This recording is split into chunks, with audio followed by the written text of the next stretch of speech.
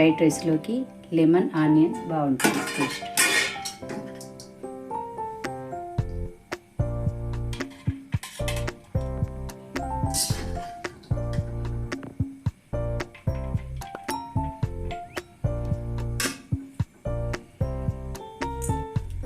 Fry చేసిన వెల్లుల్లి.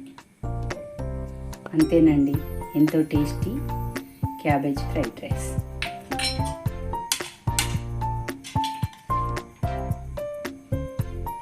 అండి, ఈరోజు రెసిపీ క్యాబేజ్ ఫ్రైడ్ రైస్.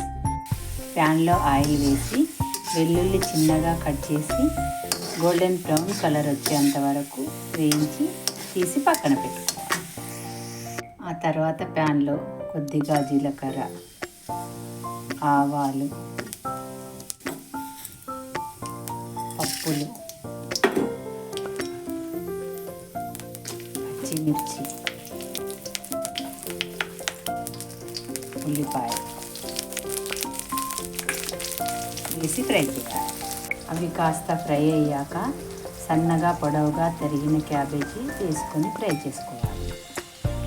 ఇందులోనే తగినంత ఉప్పు, ధనియాల పొడి, కొంచెం పెప్పర్ పౌడర్, మిరియాల పొడి, పసుపు వేసి కొంచెం ఫ్రై కానివ్వాలి. ఇలా ఫ్రై అయ్యాక ఇందులో రైస్ వేసి ఇందులోనే తగినంత కారం వేసి అన్నీ కలిసేలా మంచిగా కలుపుకోవాలి. ఉప్పు కారం పేస్ట్ తీసుకొని స్టవ్ ఆఫ్ చేసుకోవాలి. అంతేనండి, ఎంతో టేస్టీ క్యాబేజ్ ఫ్రైడ్ రైస్.